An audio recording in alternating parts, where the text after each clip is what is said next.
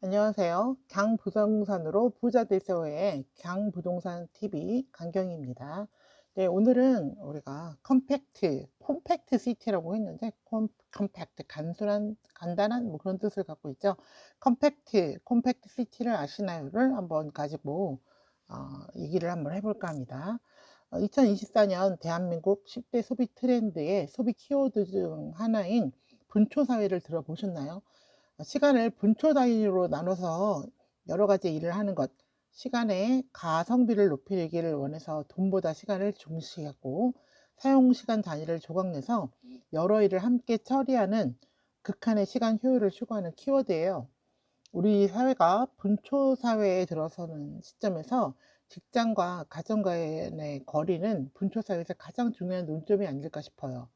많은 요새 많은 분양 아파트들이 쏟아져 나오고 있는데, 그 분양 회사들의 수많은 광고 중에 가장 큰 홍보 효과가 큰 것은 무슨 역 도보 5분, 이거 빠지지 않는 키워드죠. 네, 이것도 분초 사회의 한 단면인 것 같아요.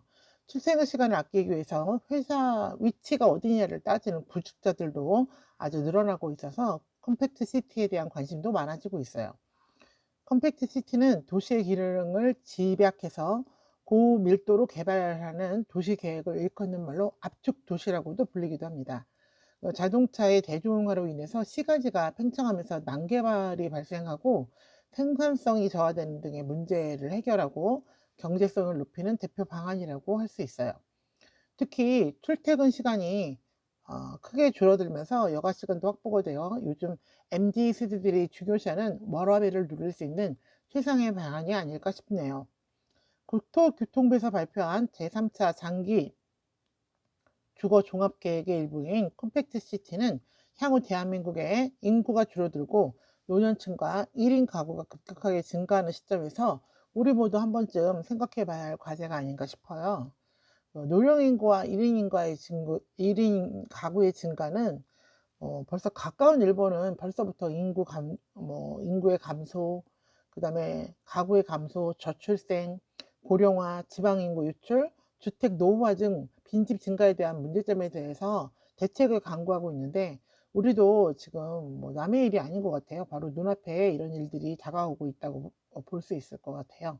그래서 지금 2012년하고 대비했을 때 총 인구는 변화가 없어요. 근데 고령 인구는 2012년에 전체 인구의 11.5%였던 것이 지금 2032년까지 미래를 예측했을 때 2032년은 고령 인구가 27%에 달한다는 통계가 나와 있습니다. 또 총 가구 수는 2012년 1811 가구에서 2032년 2342 가구가 된다는 얘기는 1인 가구가 그만큼 늘어난다는 얘기죠. 우리가 인구가 늘어나지 않는데 가구 수가 많이 늘어날 이유는 사실 없죠. 그래서 1인 가구가 2012년은 456 가구로 25%의 비율을 차지하고 있는데, 2032년에 예측으로는 844 가구, 거의 2배가 늘어났죠. 그래서 36%가 1인 가구가 될 것이다. 이런 통계가 나와 있습니다. 그래서 아무리 집이 없는 사람들이 지금 많아도 우리나라의 주택 보급률이 2022년 102.1%를, 그러니까 100%를 초과한 이후로 계속 유지 중이에요. 그래서 1000명당 주택 수도 지속적으로 증가하고 있고, 그러나 30년 이상 노후 멸실주택, 그다음 빈집 수는 계속 증가 중이고, 인구 수는 감소하고, 고령 인구 비중은 계속 증가하고, 하여튼 여러 가지 문제가 지금 많이 대두되고 있어요.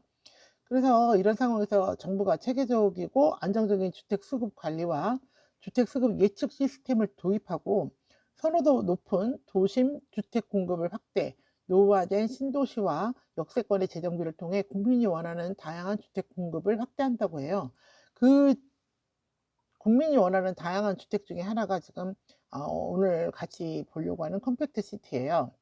그래서 이 컴팩트 시티는 신유형 장기 임대 활성화 방안을 통해서 임대 시장의 패러다임을 전환한다. 그러니까 아파트를 사고 분양받고 이런 거에 있어서 장기간 안정적으로 거주가 가능하다면 굳이 그렇게 아파트를 분양받기 위해서 그 많은 그 돈을 주고 살 필요가 있을까?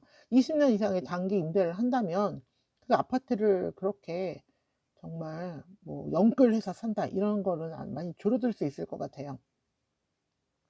그리고 지금 가장 신도시의 문제점들은 택지를 구성하고 나서 교통에 대해서 나중에 인제 사람들이 몰리고 나면 문제점들을 하나씩 해결해 나려고 하는데 해결이 잘 안 되고 있죠.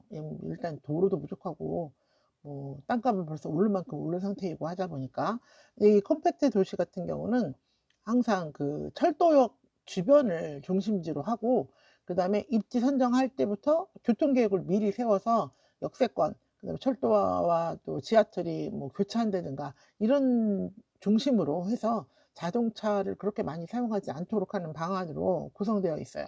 그래서 보통 기존의 인제 기존 신도시는 격자형 뭐 십자가로 막 나뉘어지지만 컴팩트 도시는 지하철역, 철도역을 중심으로 방사형으로 나뉘어진다는 특징을 가지고 있습니다. 그래서 정부가 2022 년에 경기도 고양 창릉, 김포 한강, 남양주 왕숙 지역에 컴팩트 시티를 시범 적용한다고 발표했는데, 이 세 곳의 공통점은 철도역이 건설되어 있고 또 지하철 5 호선 연장역이 들어올 예정이라는 그런 공통점이 있어요. 그래서 자동차 이용을 최소화하고 교통 체증이나 환경 파괴 같은 도시 문제를 해결하려고 하는데 정책적인 결정이 있었겠죠. 그런데 인제 문제는 없을까? 문제는 당연히 있겠죠. 왜냐하면 우리나라는 아직 컴팩트 도시를 건립해 본 적이 없는 것이죠. 미국이나 일본의 어떤 벤치마킹을 해서 들어오려고 하는 건데 그것과 우리는 또 처한 형편이 다를 수 있기 때문에 아직은 쪼끔 걱정이 되는 부분이 많이 있는 것 같아요.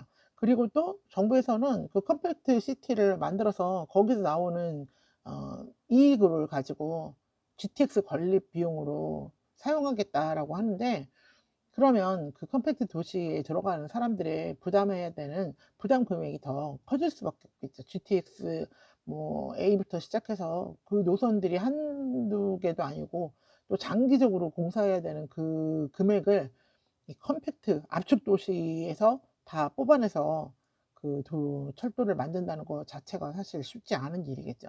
그다음에 또 뭐 제가 살고 있는 경기 북부 같은 경우 GTX C 노선이 덕정역, 덕계역, 양주역, 의정부역을 통과하고 있는데 여기에 대한 컴팩트 시티에 대한 또 개발 계획은 없어요.